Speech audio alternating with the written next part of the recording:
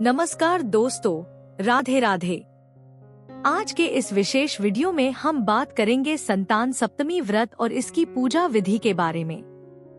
यह व्रत विशेष रूप से उन महिलाओं के लिए अत्यधिक महत्वपूर्ण होता है जो संतान प्राप्ति की कामना करती हैं या अपने बच्चों की दीर्घायु, उन्नति और सुरक्षा के लिए यह व्रत करती हैं। यह व्रत भाद्रपद मास के शुक्ल पक्ष की सप्तमी तिथि को मनाया जाता है, जो इस वर्ष 2024 की तिथि का उल्लेख को पड़ रही है। संतान सप्तमी व्रत का महत्व बहुत गहरा है। ऐसा माना जाता है कि इस व्रत को श्रद्धा और नियम के साथ करने से भगवान शिव और माता पार्वती की कृपा से संतान का सौभाग्य प्राप्त होता है। जिनके घर में संतान है, उनके जीवन में कोई बाधा या बीमारी नहीं आती और वे जीवन में सफलता प्राप्त करते हैं। यह व्रत उन महिलाओं के लिए भी बहुत लाभकारी है जो संतान प्राप्ति की इच्छा रखती हैं। तो चलिए विस्तार से जानते हैं इस व्रत की पूजा विधि और इससे जुड़ी परंपराएं। संतान सप्तमी व्रत की तैयारी। व्रत के दिन सबसे पहले प्रातःकाल उठकर स्नान करें और शुद्ध वस्त्र धारण करें। इसके बाद पूजा की चौकी को अच्छी तरह साफ कर लें और उस पर पीला कपड़ा बिछाएं। इस चौकी पर हल्दी का छिड़काव करें, क्योंकि हल्दी शुभ मानी जाती है। चौकी पर भगवान शिव और माता पार्वती की प्रतिमा या शिवलिंग को स्थापित करें।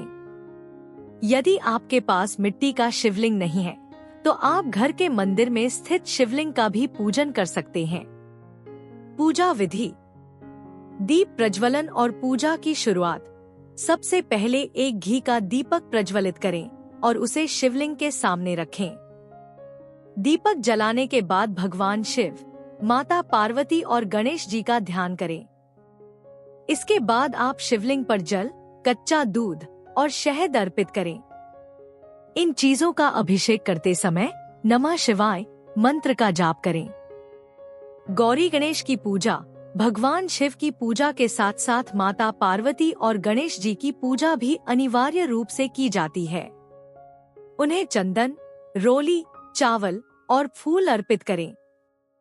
माता गौरी को विशेष रूप से लाल या पीले वस्त्र अर्पित करें। विशेष पूजा सामग्री। पूजा के दौरान बेलपत्र, धतूरा और अकौआ के फूल भगवान शिव को अर्पित करें।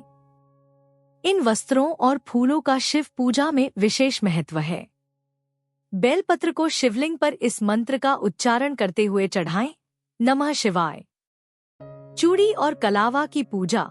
संतान सप्तमी व्रत में चांदी की चूड़ी या अंगूठी पहनने का विशेष महत्व होता है। यदि आपके पास चांदी की चूड़ी या अंगूठी नहीं है, तो आप 7 गांठों वाला कलावा बांध सकते हैं। इसे पूजा के बाद अपने दाहिने हाथ में पहनें। यह संतान की सुरक्षा और उन्नति का प्रतीक है। संतान सप्तमी की कथा। व्रत के दौरान संतान सप्तमी व्रत कथा का पाठ करना बहुत आवश्यक होता है। यह कथा भगवान शिव और माता पार्वती की संतान प्राप्ति और उनके आशीर्वाद से जुड़ी है। इस कथा का श्रवण करने से व्रत की पूर्णता मानी जाती है। भोग और प्रसाद। व्रत में विशेष रूप से मीठा भोजन किया जाता है। इस दिन नमक का सेवन वर्जित होता है। आप मीठी पूरियां, मालपुए या पुए बना सकते हैं।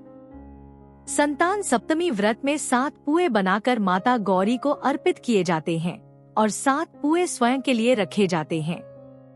यह 7 का आंकड़ा इस व्रत में बहुत महत्वपूर्ण होता है। पूजा के बाद यह प्रसाद कन्या या गाय को भी अर्पित किया जा सकता है।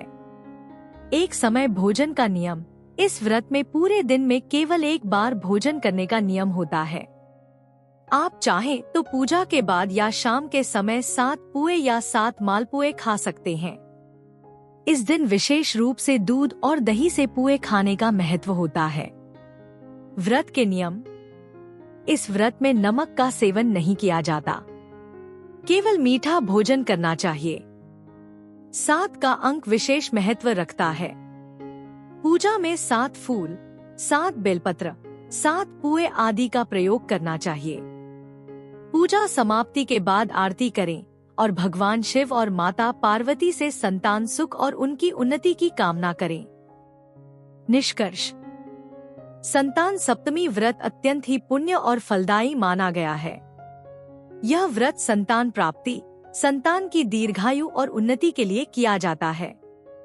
भगवान शिव और माता पार्वती की कृपा से संतान सुख प्राप्त होता है और संतान के जीवन में कोई बाधा नहीं आती। आशा है कि यह वीडियो आपके लिए उपयोगी साबित होगा। अगर आपको यह वीडियो पसंद आया हो तो कृपया इसे लाइक करें, शेयर करें और हमारे चैनल को सब्सक्राइब करें ताकि आने वाले सभी धार्मिक और आध्यात्मिक वीडियो आप तक सबसे पहले पहुंच सकें। धन्यवाद। राधे राधे।